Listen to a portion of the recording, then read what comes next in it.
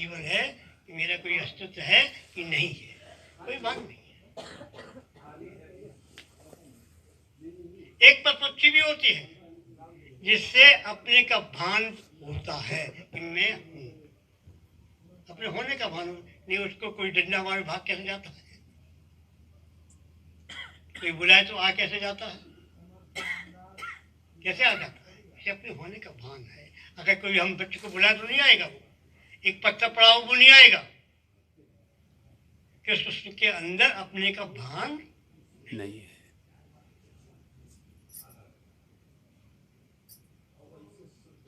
पर पक्षी को भान है, मनुष्य को भी भान है अपने जीने का, कि हम अपनी मौजूदगी का भान है कि हम हैं। पर पक्षी को भी है, हमें तुम्हें भी है।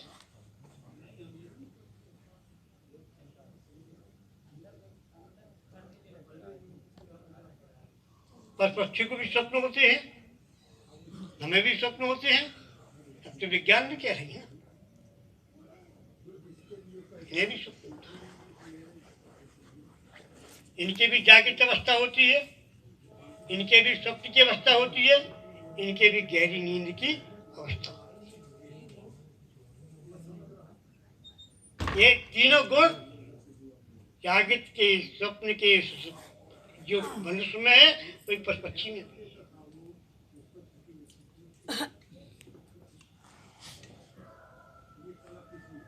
बस खाना साधन मिल जाए शरीर के लिए नहीं मिला, फिर मनुष्य की किस बात की श्रेष्ठता है भाई? ये तो पशु को भी है ना।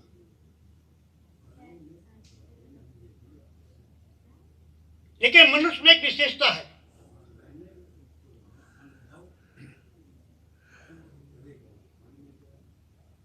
क्या विशेषता है? कि मनुष्य शरीर के लिए भी, उस शरीर से परे जो स्वयं है उसके लिए भी वो चिंतन कर सकता कि मेरा कल्याण कैसे, एक विशेषता इसलिए श्रेष्ठ। मनुष्य में एक स्वयं के जानने की भी क्षमता है, मैं क्या हूं। इस शरीर में हम हैं और शरीर के बाद हम क्या हैं, कुछ है कि नहीं है, और शरीर में रहते हुए हम क्या हैं।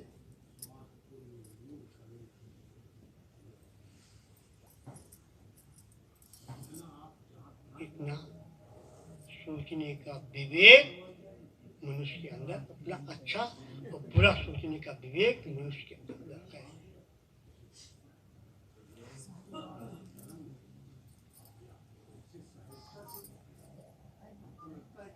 मनुष्य जिस मनुष्य में जाकर के, अब हमारे तुम्हारी देखे तीन अवस्था होती है, जागृत की, स्वप्न की, सुषुप्ति की। गहरी नींद में सो जाना, सपने में चला जाना, जाग जाना।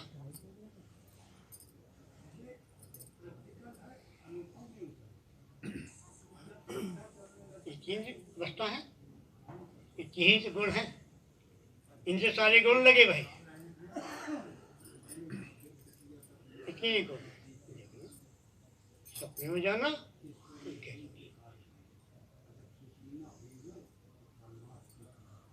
गहरी नींद में जैसे वृक्ष को जाके अपने का कोई अता पता नहीं, अपने होने का भी पता नहीं, और जब गहरी नींद में गए तो स्वयं का भी हमें अता पता नहीं रहता है।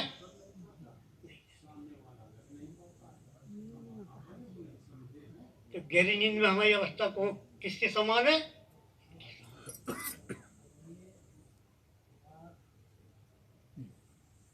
इन्हें भी होश नहीं, हमें भी होश नहीं, क्या फर्क है? फर्क है। गहरी नींद में जब हमें होश नहीं तो वृक्ष को भी होश नहीं है, तो हमारी यथावत स्थिति वृक्ष के समान है कि नहीं है? हो गए जब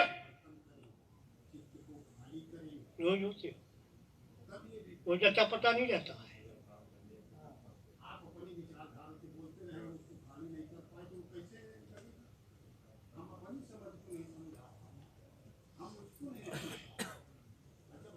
और भोजन किया, शरीर की सारी साधन जुटाए कि वह शरीर की व्यवस्था बन जाए।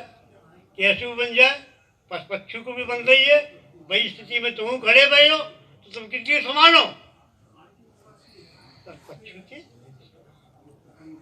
नहीं व्यवस्था ढूंढ रहे हैं, तुम अपनी व्यवस्था ढूंढ रहे, क्या फर्क है?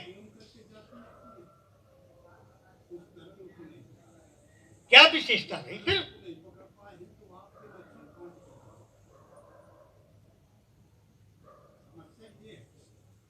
पक्षी के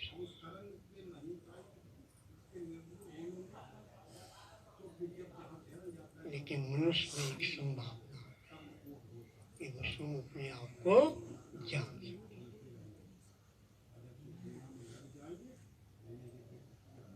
एक संभावना है कि वो अपने आप को जान सकता है।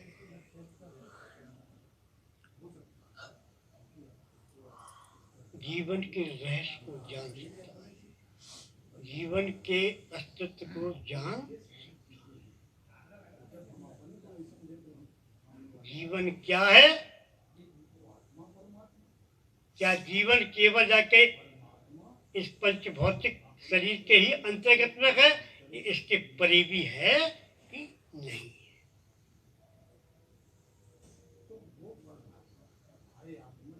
सारे शास्त्रों ने, सारे ग्रंथों ने,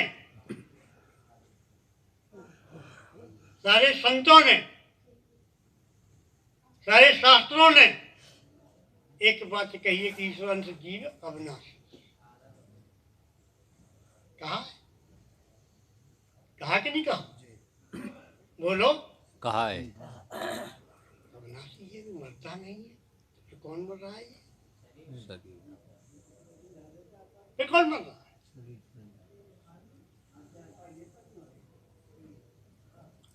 ये जानने का अगर श्रेय किसी के पास है तो केवल मनुष्य।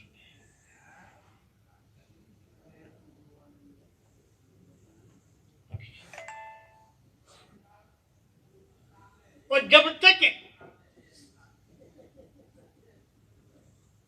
जानने जो एक विशेषता है उसके प्रति अगर हम जागरूक नहीं हैं, कहते नहीं तो पशु पक्षी के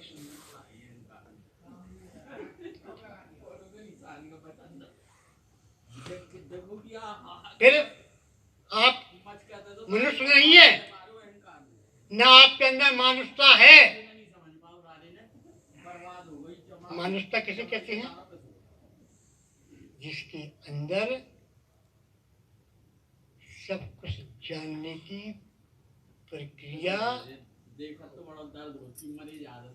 स्वप्न को भी जानता हो, जागृत को भी जानता हो और सुषुप्ति को भी।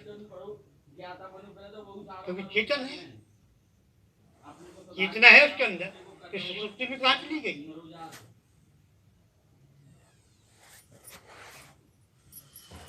गरीब में कहाँ चली गई? पता नहीं।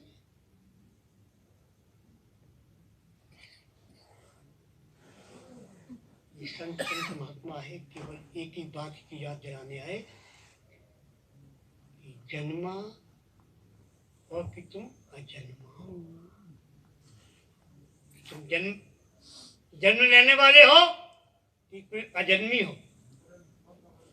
जन्म कौन लेता है?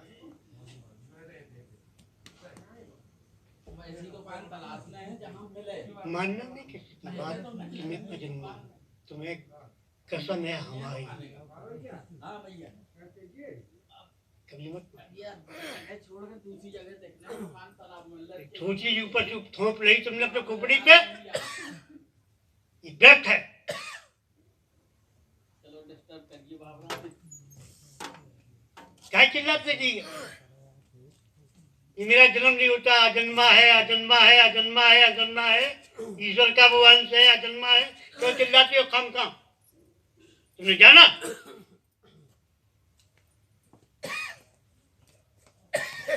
ये मानव का जीवन केवल इसीलिए मिला है कि तुम मनमय हो कि चिन्मय हो। तुम मरने वाले हो कि चेतन स्वरूप शुद्ध चेतन आत्मा हो, अजर हो, अमर हो, अविनाशी। केवल इतनी सी कुर्सी सुलझाने के लिए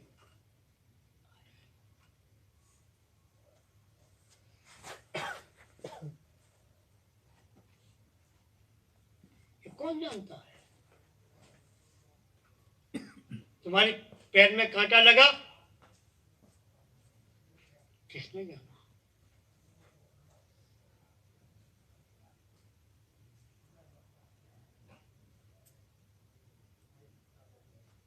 तीनों अवस्थाएं में हम नहीं जान पाए, तीनों अवस्थाएं हमसे गुजर जाती है, अजन्मा है, गुजर जाती है, मुझे पता नहीं है।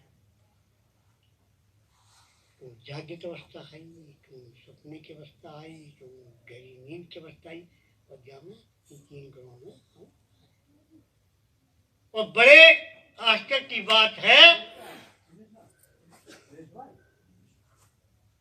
इन सारे जीवन की प्रक्रिया में हम देखें, अगर झांक के देखें,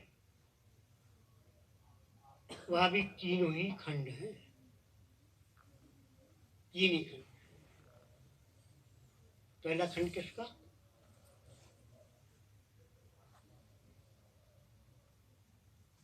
कि हम जीवन में कुछ ग्रहण करना, कुछ हमें मिल जाए,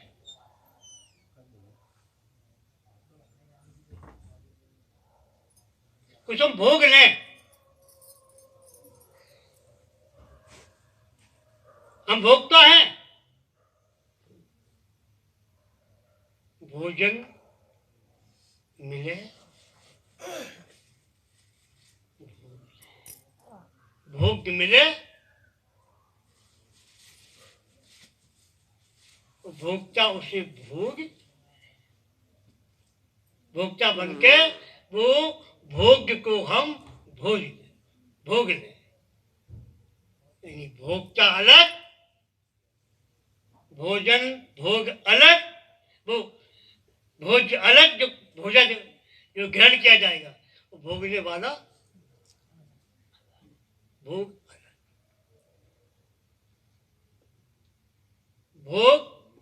भोग जो हम भोग किसे कहते हैं? जो हमें ग्रहण करना है।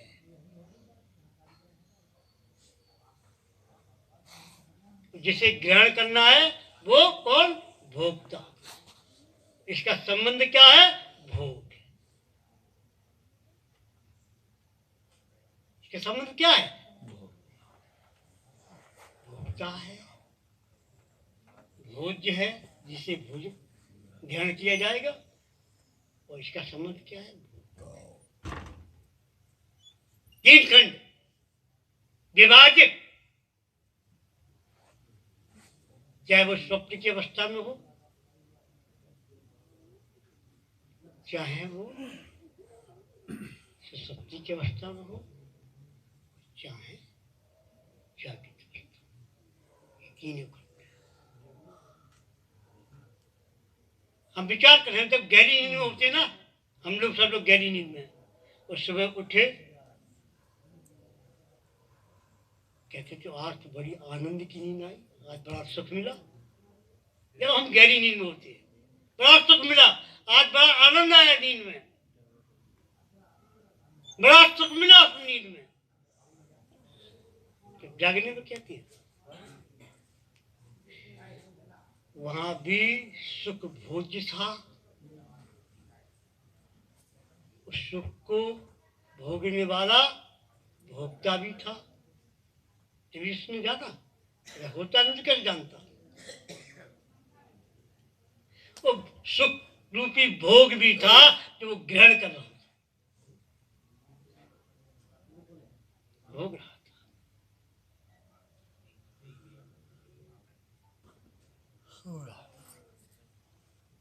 इसके अलावा जीवन में क्या, हर चीज खंडित हो रही है। कांटा लगा पैर में, उस कांटे को का अनुभव हुआ, ज्ञाता भी उसका है,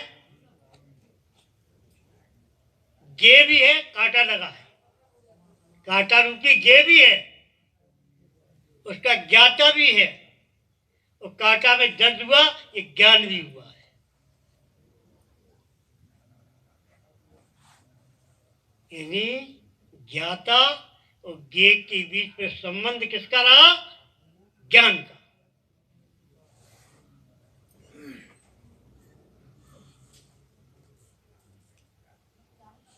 खंड ऊपर भी तीन गुण हैं, जागृत के, स्वप्न के, सुषुप्ति के, और जब क्रिया में देखे तो तीन ही गुण हैं, भोक्ता का, भोग्य का और भोग का। ज्ञे का, ज्ञाता का और ज्ञान का, ये सब इंद्रिय जन्म है, इसी खंडित है। लेकिन इंद्रियों के माध्यम से ये अनुभव आते हैं।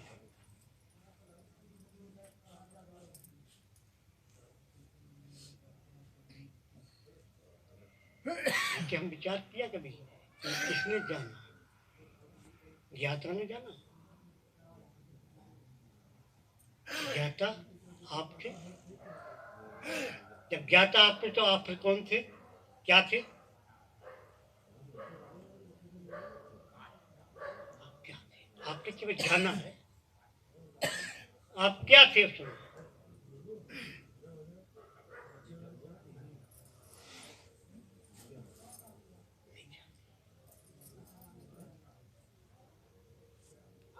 अस्तित्व होना, अस्तित्व माने होना, अस्मिता, होनापन।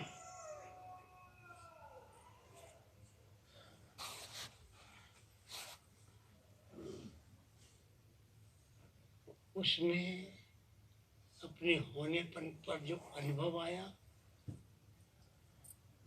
होनेपन पर जो अनुभव आया, क्या है? अहम, अहंकार।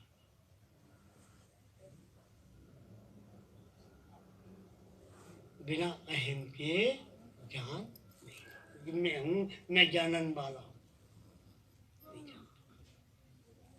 यहाँ भी तीन खंड।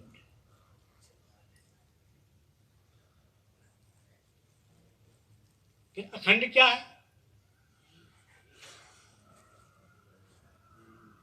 वैसे ही कौन कहते हैं कि अखंड मंगलाकारम व्याप्तम चराचरम तत्वं दर्शनम तस्मै श्री गुरु। अखंड क्या है? ये तो विभाजित है, हर एक के जीवन में जो चीज गुजर रही है सब विभाजित है, तीनों खंड।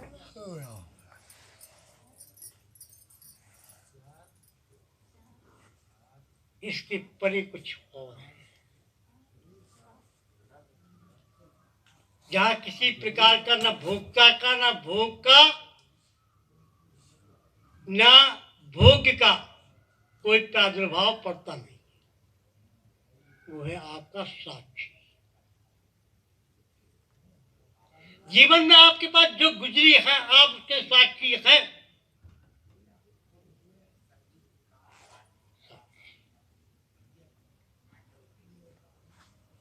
सुबह से शाम तक जो आप क्रियाकलाप करते हैं, आप उसके साक्षी, गवाह है।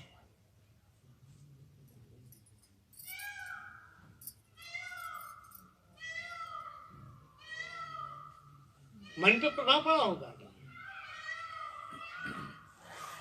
लेकिन मन के भीतर जो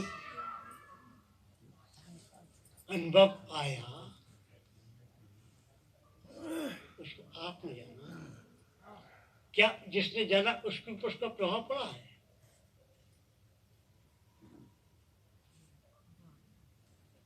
ये समझने की बहुत जरूरत है कि मुझसे गवाह है, गवाह में क्या प्रभाव पड़े? अरे हमने ये घटना देखी है तो मेरे ऊपर क्या प्रभाव पड़े? देखी है बस, जब जब देखी तब देखी थी, आज भी हम साक्षी हैं। अब घटना भी नहीं है लेकिन उसके साक्षी हैं।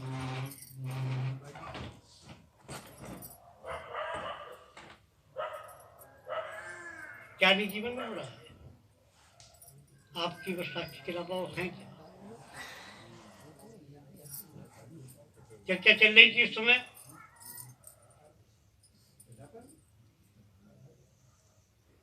राम कुमार के माध्यम से, विषय अच्छा था। एक बात ध्यान में रखने की जरूरत है, मैंने इनसे भी कहा, भी बात ध्यान देने की जरूरत है कि आप खोजो कि आप कर्ता कहाँ है।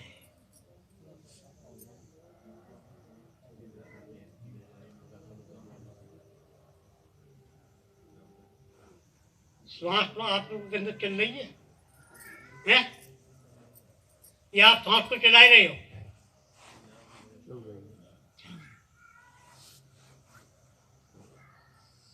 बिना श्वास के कोई क्रिया हो सकती है? कितने चलो श्वास है, प्राण की बात तो छोड़ दो, तो तत्व में क्या है? श्वास। मुर्दा कुछ कर सकता है? श्वास आप चला रहे हो कि श्वास स्वाभाविक चल रही है? बताओ ईमानदारी। स्वाभाविक।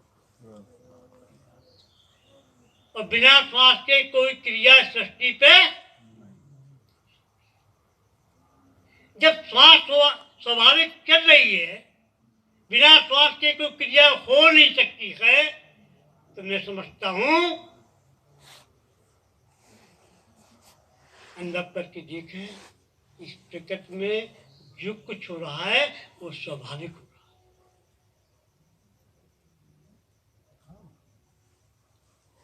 आप कर्ता कहीं नहीं, केवल कर्ता आप बन जाते हैं।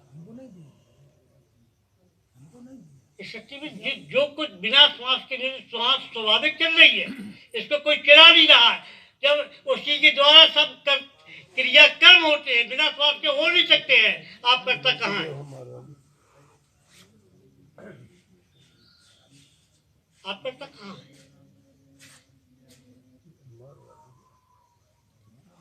मैं गुरु महावीर के दरबार में कहकर के प्रत्यक्ष कहता हूँ कि केवल आपने अपने आप को कर्ता मान,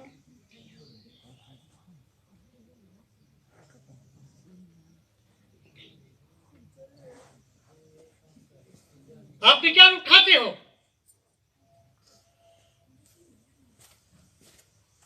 आप विचार उठाते हो। थोड़े समय का अभ्यास करें कि आप कोई विचार न उठाएं, लेकिन स्वाभाविक क्रिया होती है कि नहीं होती।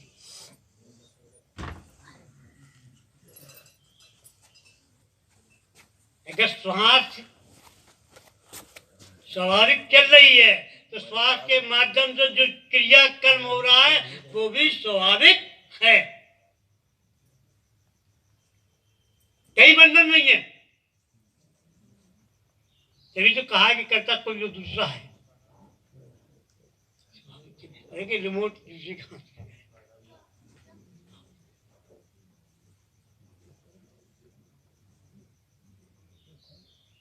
आप इन तीनों से ऊपर ही हो, अलग करता हो, अपने आप को करता मान बैठे। दिन होता है, रात होती है? होता है? दिन होती है, रात होती है, सब कुछ होता है जो आप देख रहे हैं सृष्टि पे, क्या आप कर सकते हो?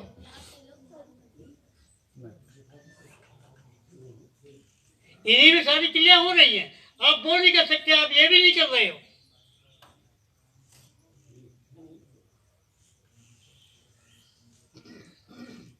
सब स्वाभाविक है।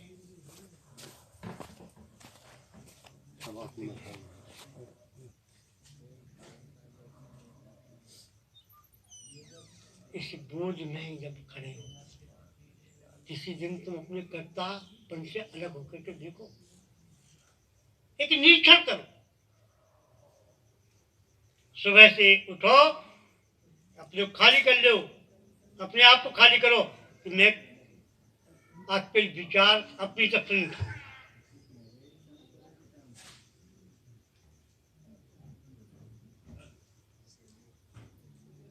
केवल देखना तो स्वाभाविक कोई विचार उठेगा तो उस कर्म को पूर्ति करेगी। आपने उठाया नहीं, स्वाभाविक उठा।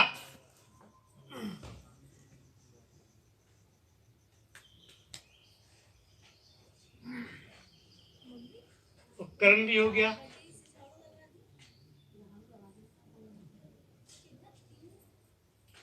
आपने देखा कि स्वाभाविक कोई थिंकिंग बनी, कोई विचार उठा, उसके द्वारा कर्म भी हो गया।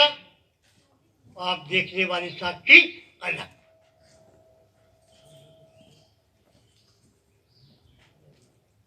साक्षी के ऊपर कभी भी किसी का प्रभाव नहीं पड़ता।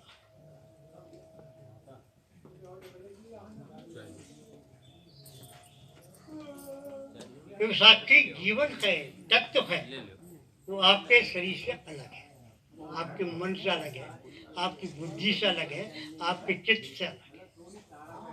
क्योंकि मन, बुद्धि, चित्त में जो भी विचार उठे, आपने जाना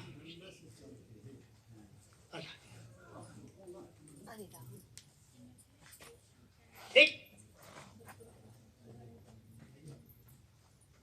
थोड़ी बेटा को हमने कई बार कहा कि चित्त में जो विचार उठते हैं तुम्हारे, तुम्हारे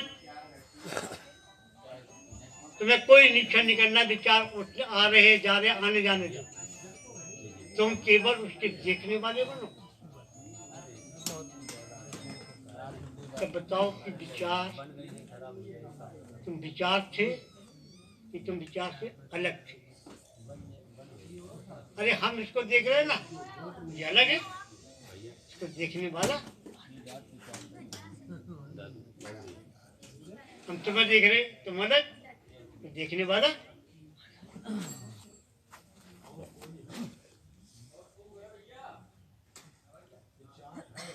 दृष्टा अलग है,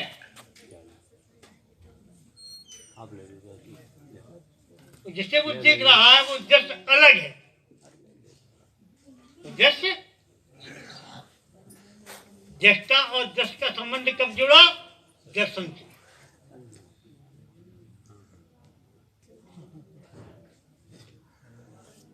अबे अंधेरा हो जाए, आप कुछ देख पाए, और भली बनी जाए।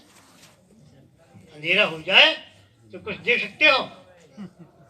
सब कुछ, चाहे कितनी सुंदर से सुंदर चीज हो, अगर अंधेरा तो वहां में सब अरूप है, उसका कोई रंग रूप नहीं दिखाई।